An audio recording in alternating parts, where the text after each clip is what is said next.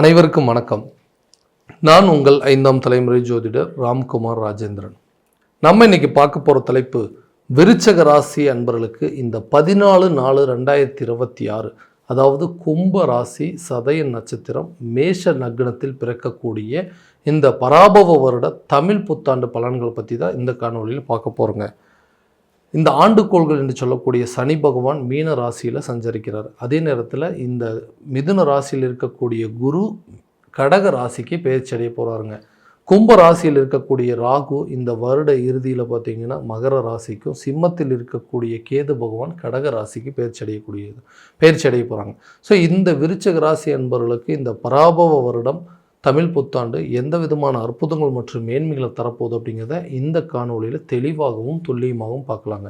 நம்ம சேனலை first time பார்க்குறவங்க அந்த சப்ஸ்கிரைப் பண்ணிக்கோங்க, பெல் பட்டனை கிளிக் பண்ணி ஆல் அப்படிங்கிற ஆப்ஷன் கொடுத்துக்கோங்க. விருச்சக ராசி அன்பர்கள் செவ்வாய் பகவானை அதிபதியாக கொண்டவர்கள், தைரியம் மிக்கவர்கள், துணிச்சல்சாலிகள் அப்படின்னே சொல்லுவாங்க.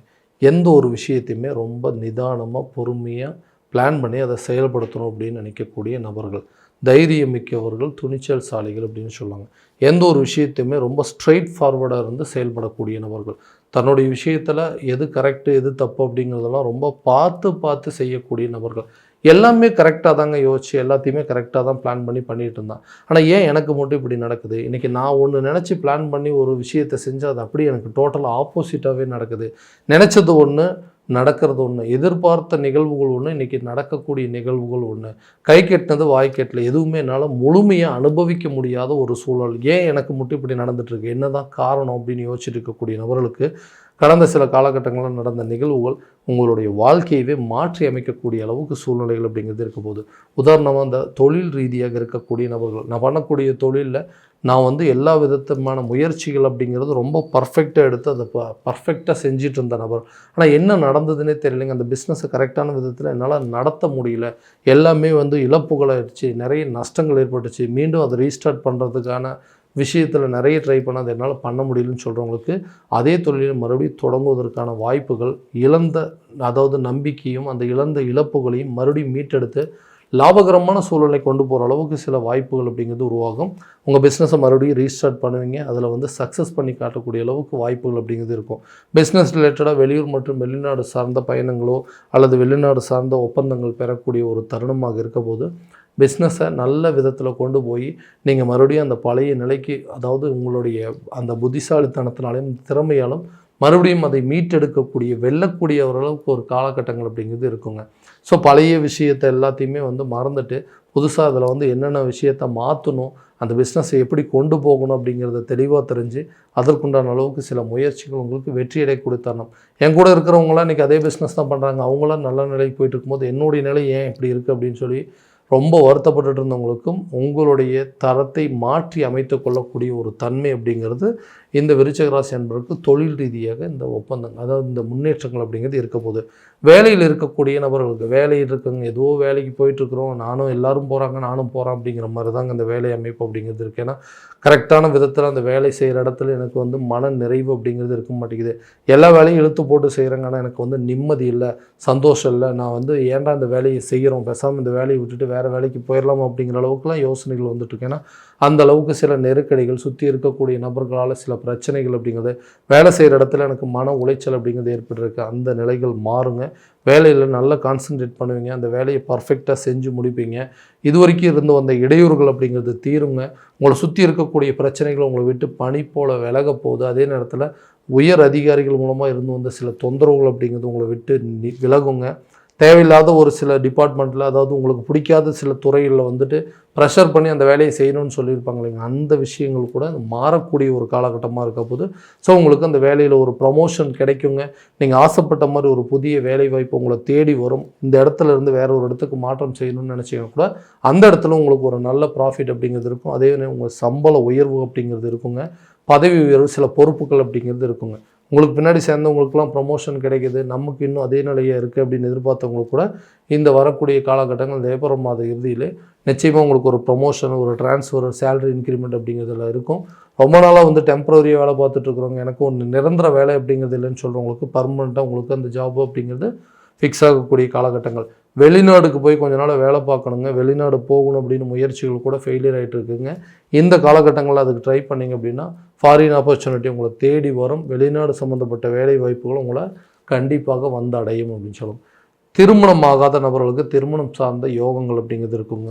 கல்யாணம் அப்படிங்கிறது எனக்கு இன்ட்ரெஸ்ட் இல்லாமல் போயிடுச்சுங்க, இதுக்கு மேலே நம்ம வந்து மேரேஜ் பண்ணி என்ன பண்ண போகிறோம், ஏன்னா வரக்கூடிய வரன்கள்லாம் ஏதாவது ஒரு காரணத்தினால தள்ளி போயிட்டே இருக்கிறது. திருமணம் அப்படிங்கிற ஒரு யோகமும் வரவே மாட்டேங்குதுனால இந்த லைஃபே எனக்கு வேண்டாங்க, வீட்லேயும் நிறைய சொல்லி பார்த்துட்டாங்க, அவங்களும் வந்து மனசு விட்டாங்க, இதுக்கு மேலே வந்து பையனுக்கோ அல்லது பொண்ணுக்கோ வந்து திருமணமே பண்ணி வைக்க முடியாதாட்டிருக்கு, ஏதோ ஒரு விதத்தில் டிலே ஆகி போயிட்டே இருக்குதுங்க. ஏன்னா நான் ஆசைப்பட்ட ஒரு லைஃப் அப்படிங்கிறது எனக்கு சரியான விதத்தில் அமையல. சார் இந்த மாதிரி ஒரு லைஃப் அமைஞ்சது அப்படின்னா அதை நான் ஆசைப்பட்ட மாதிரி மாற்றிக்கலான்னு சொல்லி முயற்சி பண்ணுறேன், அதுவும் எனக்கு அமைய மாட்டேங்குது அப்படின்னு சொல்கிறவங்களுக்கு கூடிய சீக்கிரத்தில் ஒரு நல்ல லைஃப் அப்படிங்கிறது நீங்கள் எதிர்பார்த்தபடி ஒரு நல்ல லைஃப் பார்ட்னர் அப்படிங்கிறது அமையுவாங்க. கூடிய அந்த திருமண பந்தத்தில் நீங்கள் இணையக்கூடிய அளவுக்கு சில சூழ்நிலைகள் அப்படிங்கிறது இருக்கும். காதலர்கள் மத்தியில் இருக்கக்கூடிய பிரச்சனைகள் கூட தீர்ந்து அந்த காதல் அப்படிங்கிற விஷயத்தை திருமணம் சம்பந்தப்பட்ட ஒப்புதல்களை பெறக்கூடிய ஒரு காலகட்டமாக மாறப்போகுதுங்க. கணவன் மனைவிக்கிடையே இருக்கக்கூடிய கருத்து வேறுபாடுகள் எதுக்கு எடுத்தாலும் மிஸ் அண்டர்ஸ்டாண்டிங், எங்கள் 2 பேர்த்துக்குள்ள ஒரு ஒற்றுமை அப்படிங்கிறதே இல்லை. காரணமே இல்லாமல் சில விஷயத்தில் சண்டை வந்துகிட்டே இருக்குது. காரணமே இல்லாத ஒரு சில தவறுகள்னால 3ஆனவர்களுடைய தலையீடுகள்னால இன்றைக்கி எனக்கு குடும்பமே செதஞ்சு போய் நிற்குதுங்க. நான் செஞ்ச சின்ன தப்புனால இன்றைக்கி மொத்த குடும்பமும் இவ்வளோ பெரிய பாதிப்பு இருந்துச்சு. அதில் விட்டு நான் அந்த ஃபேமிலியை விட்டே வெளியே வர மாதிரி ஒரு சூழ்நிலைகள் வந்துருச்சுங்க. நான் செஞ்ச தவறுக்கு ஒரு பிராயச்சித்தமாக மறுபடியும் எனக்கு வந்து ஒரு வாய்ப்பு கிடைச்சிது அப்படின்னா நான் தப்பு பண்ணிட்டேன், அந்த தப்புக்கு வந்து உண்டான பிராயச்சித்தை தேடிக்குவேன், இனிமேல் என்னோடய வாழ்க்கையில் இந்த மாதிரி தவறுகள் நடக்காது அப்படின்னு சொல்லி எனக்கு ஒரு வாய்ப்பை எதிர்பார்த்துட்ருக்கேங்க. அந்த வாய்ப்பு கூட எனக்கு கிடைக்க மாட்டேது. அப்படி கிடைச்சா நான் செஞ்ச தப்புக்கு உண்டான தண்டனையை நானே அனுபவிச்சிருவேன்னு சொல்கிறவங்களுக்கு கூட ஒரு நல்ல வாய்ப்பு அப்படிங்கிறது கிடைக்கும். பிரிந்த கணவன் மனைவி ஒன்றிணைவதற்கான வாய்ப்புகள், பிரிந்த காதலர்கள் கூட இந்த காலகட்டங்களில் ஒன்றிணைவாங்க. தன்னை வேண்டாம் அப்படின்னு சொல்லி விட்டுட்டு போனவங்க இனிமேல் வந்து இந்த லைஃபே நமக்கு வேண்டாம், ஏன்னா நான் ஒரு லைஃப்பில் இருந்து தான் வந்தேங்க, மறுபடியும் ஒரு புதுசாக ஒரு லைஃப் ஸ்டார்ட் பண்ணேன், அதுவுமே இன்றைக்கி எனக்கு வந்து நிலைக்காமல் போயிடுச்சு, எந்த ஒரு தப்புமே செய்யலை, நான் எல்லா தவறுக்கும் தண்டனையை எனக்கு கொடுத்துட்டு செய்யாத தவறுக்கு இன்றைக்கி நான் தண்டனை அனுபவிக்கிற மாதிரி இன்றைக்கி நான் தான் வந்து அதுக்கு உண்டான பனிஷ்மெண்ட் அனுபவிச்சுட்ருக்கேன், மறுபடியும் அந்த ரிலேஷன்ஷிப் என்னை வந்து தேடி வராதா, அந்த பந்தங்கள் அப்படிங்கிறது ஒன்றிணையாதான்னு சொல்லி எதிர்பார்த்துட்டு இருக்கிறவங்களுக்கு கண்டிப்பாக விட்டு சென்ற நபர்களும் விலகி சென்ற நபர்களும் உங்களை தேடி வருவாங்க.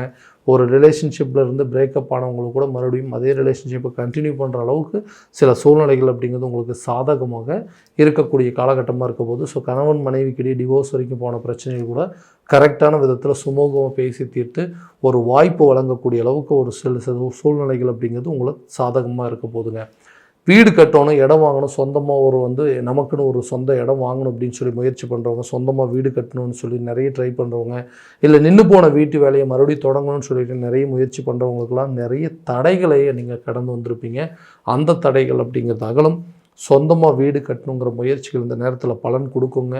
நிறைய நாளாக வந்து தள்ளி போயிட்டுருக்கு. அந்த பணமெல்லாம் வந்து வீடு கட்டக்கூடிய பணங்கள்லாம் வேறு விதமாக வந்து செலவாயிட்டே இருக்குது. ஏதோ ஒரு காரணத்தினால நான் நின்று போன வீட்டு வேலையை மறுபடியும் திரும்ப தொடங்கி அந்த வீட்டு வேலையை முடிக்கணும் அப்படின்னு ஆசைப்பட்றேன். ஏன்னா மற்றவங்க மத்தியில் நமக்குன்னு ஒரு சொந்தமாக வீடு உங்களால் எல்லாம் கட்டவே முடியாதுன்னு சொன்னவங்க மத்தியில் ஒரு வீட்டை கட்டி முடிக்கணும், சொந்தமாக ஒரு இடம் வாங்கணும், அதே நேரத்தில் நமக்கு தேவையான வண்டி வாகனங்கள் வாங்கணும் அப்படின்னு சொல்லி முயற்சி எடுத்தவங்களுக்கு இது ஒரு சாதகமான சூழலை. உங்களுக்குன்னு சொந்தமாக வீடு கட்டி உங்களுக்குன்னு இடம் வாங்கிங்க, அதே நேரத்தில் உங்களுக்குன்னு வண்டி வாகனங்கள், வீட்டுக்கு தேவையான பொருட்கள், ஆடம்பர அணிகலன்கள் வாங்கக்கூடிய ஒரு காலகட்டமாக இருக்க போதுங்க.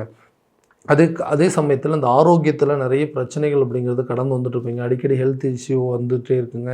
ஏதோ ஒரு விதத்தில் வந்து முகச்சோர்வு அப்படிங்கிறதுக்கு உடல் ரீதியாக சில பாதிப்புகள் இருக்குது, டயர்டாகவே இருக்குது, முன்ன மாதிரி என்னால் சுறுசுறுப்பாக செயல்பட முடியல, ஆக்டிவாக இருக்க முடியல அப்படின்னு சொல்கிறவங்களுக்கு கூட இந்த காலகட்டங்களில் அந்த மருத்துவ முன்னேற்றங்கள் அப்படிங்கிறது இருக்குங்க.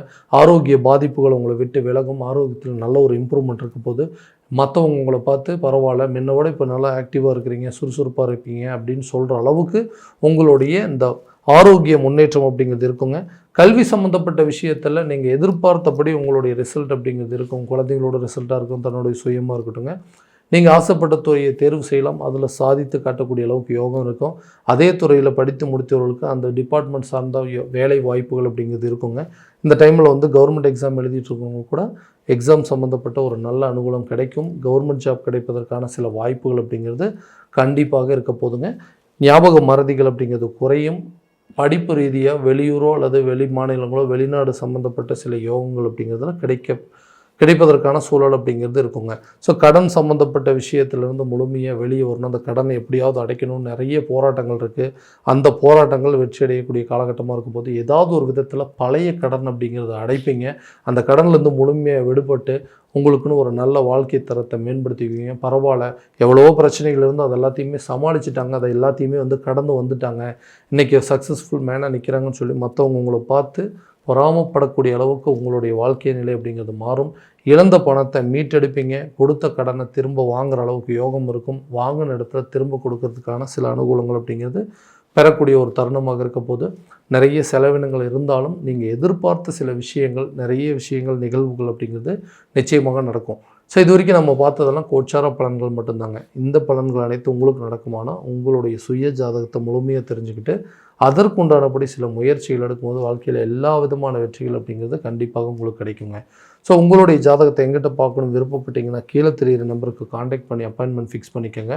அப்படி இல்லையா உங்களோட ஜாதகத்தை வாட்ஸ்அப் மூலம் அனுப்பிச்சி வச்சிங்க அப்படின்னா தெளிவான முறையில் கணிச்சு துல்லியமான பலன்கள் அப்படிங்கிறது உங்களுக்கு தெரியப்படுத்தப்படும். மீண்டும் அடுத்த காணொலியில் உங்களை சந்திக்கும் வரை உங்களிடமிருந்து விடைபெறுவது உங்கள் ராம்குமார் ராஜேந்திரன். நன்றி.